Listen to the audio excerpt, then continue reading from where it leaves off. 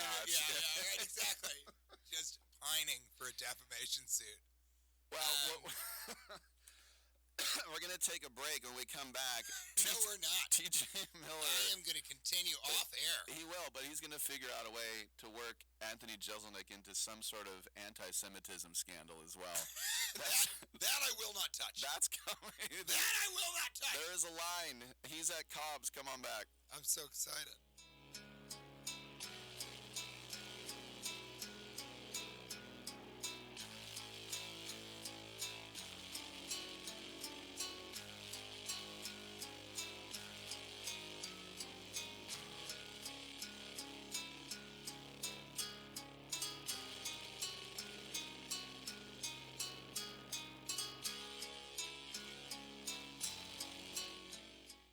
Wendy's 2 for $6 lets you mix and match some of our best items, like Dave Single with a 10-piece crispy nugs, medium strawberry lemonade with a spicy chicken sandwich, spicy chicken with a Dave Single with a strawberry lemonade, if you're into that.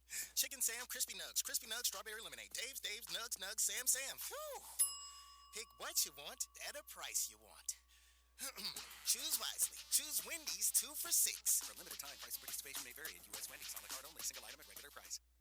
Dr. Rick here. If you find yourself getting particular about where you get the weather, you may be turning into your parents. Looks like it might rain. Let's see what Corey from Channel 2 has to say. He's something else. I like him better than Harris from Channel 5. You could just look up the weather on your phone. I like Corey from Channel 2. Progressive can't help you from becoming your parents, but we can help you compare rates on home insurance with Home Quote Explorer. Progressive Casualty Insurance Company affiliates and third-party insurers. Comparison rates not available in all states or situations. Prices vary based on how you buy. Do you own an annuity, either fixed rate, indexed, or variable? Are you paying high fees and getting low returns? If so, Annuity General would like you to have this free book to learn the pitfalls and mistakes of buying an annuity. The Annuity Do's and Don'ts for Baby Boomers contains the little-known truths about annuities, like how to help reduce your fees and increase retirement income. And it's free. That's right, free. As a bonus, we'll also throw in a free annuity rate report just for calling. We researched over 1,000 annuities and summarized rates and benefits from financially strong insurers. You get Annuity Do's and Don'ts for Baby Boomers and the Annuity Rate Report, both absolutely free for calling Annuity General today. Hurry, supplies are limited. Call now. 800-760-1845. 800-760-1845. 800-760-1845. That's 800-760-1845. How is your car payment treating you? What if I told you you could make a free phone call right now and reduce your car payment by as much as $83 a month? Look at your car payment closely. You could be paying as high as 20% interest. Rate Genius can help you reduce your car payments by reducing your interest rate to as low as 2.48% APR. We can refinance most existing car loans or leased cars, new or used, and save you money every month. Put more money back in your pocket. The call is free to find out how low we can lower your car payment. 5 minutes of your time right now could save you hundreds of dollars a year. Call Rate Genius now. 800-811-7913. 800-811-7913. 800-811-7913. That's 800-811-7913. Not all applicants qualify for a loan or rate savings. Actual offer terms, including APR, are determined at the time of your application based on creditworthiness, value of the vehicle, loan term, and other factors. You're so ugly you could be a modern art masterpiece.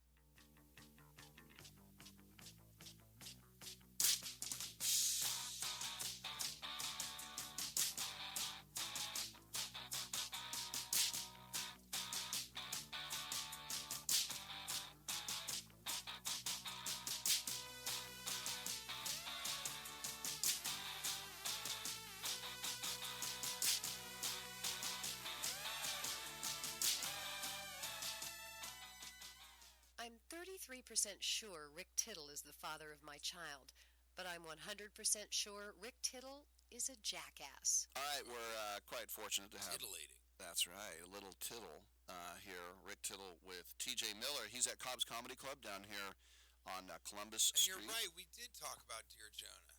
Yeah. And, I appreciate, because I love, and now we live in a... Right now, I'm having people, I go, did you see my special? And they're like, oh, yeah, of course. And I'm like, you watched the whole thing? They're like, yeah, I And that's the other thing is, like, I really do say to people, if you're a fan of stand-up, go see a show.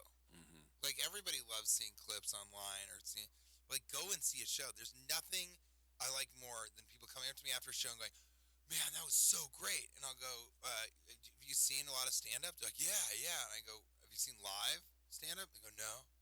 This is my first time. And I go, right? What do you think? And they love it. There's nothing better than being in a room full of strangers just cracking up. Mm-hmm. It's the best feeling. You know, especially after the pandemic when finally we can get together and enjoy it. Right.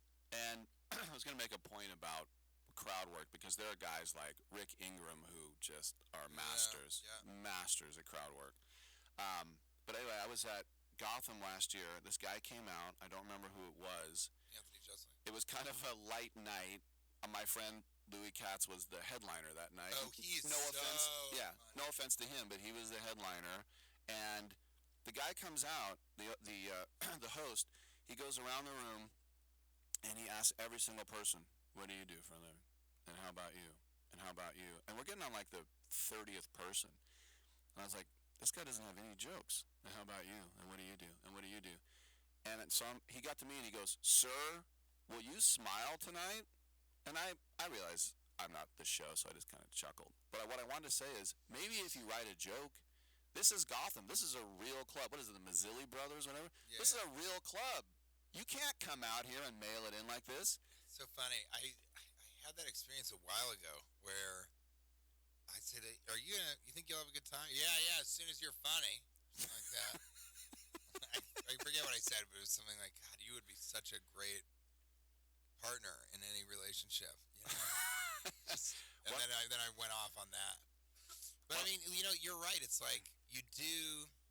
Here's the thing. You either need to have material that you can fall back into, or you have to have a couple different approaches to riffing. You can't just, what do you do for a living? What do you do for a living? What do you do? So I always have fun kind of saying, like, what's your greatest fear? You know? Yeah. Who, if you never talk to them again, would you be okay with? Yeah. And not asking that to every single person. You just, well, and he's not really talking to people. That's another thing, because I do like to kind of say, you know, because that's the only reason I like doing or have fun doing crowd work is when you actually are kind of talking to somebody and asking different questions. But I usually don't need to.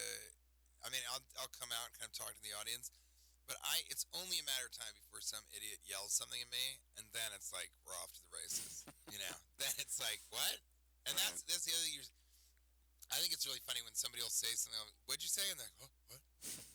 Then you come up. Yeah, with no, I hear you. Yeah, I can. That was totally you. I remember at the old Cobb's. This is late '80s, early '90s, which used to be a little room in Fisherman's Wharf before they took over Wolfgang's here. And Greg Proops, one of my early. Yeah, so great. And he's on stage, and there's a guy who's in the spotlight, stage left. An old guy, looked like he was about 80, arms crossed and frowning. And he's frowning the whole show. And about 45, and I thought at some point Greg has to address this guy because we can all see him in the crowd and he can see him. So after about 45 minutes, he finally turned to him and he said one word. He went, "Senator." Oh my God. Speaking of sort of pretentious cities, I saw him headline. This is early Mr. on. San Francisco. Yeah, he is. Oh God, in so many ways. And so it was really funny because I went and I saw him headline at the Comedy Works in Denver years ago, even before I really had been getting on stage. It was like, you know, I wanted to see comedy. They have like 2 rooms now, right? Yeah. And I don't play either.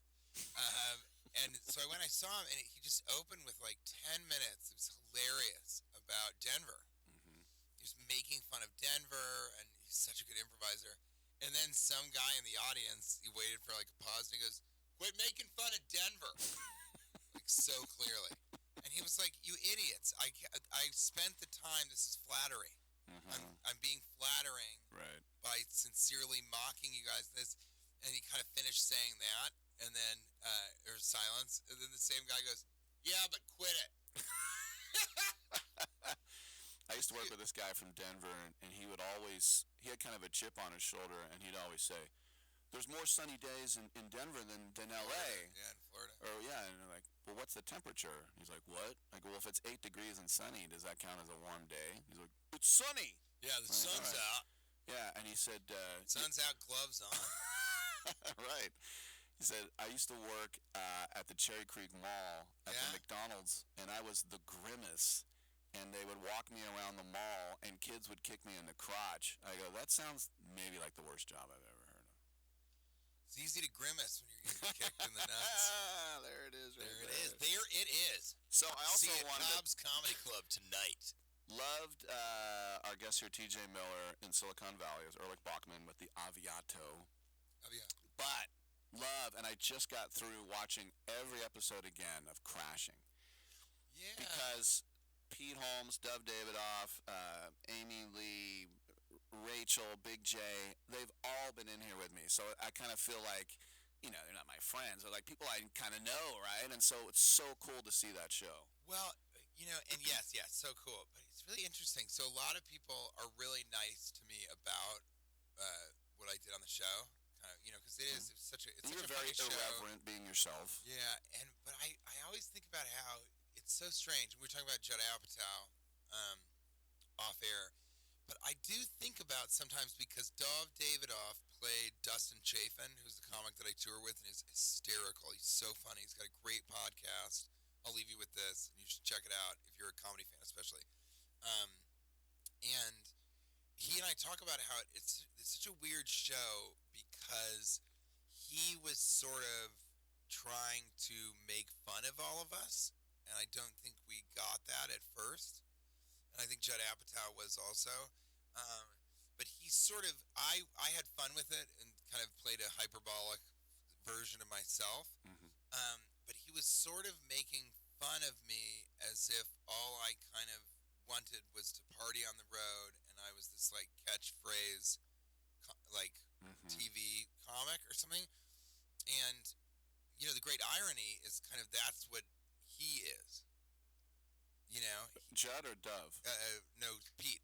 Oh, sorry. Pete Holmes. Yeah, Pete Holmes. Sorry, okay. And so Pete sort of, you know, I think he was making fun of a lot of people in that show, like about his interactions with them. But I think ultimately it kind of collapsed on itself, and that's why it didn't really get another season. But I think that it's sort of his Annie Hall. Is how I look at it. So that's how highly I regard the show.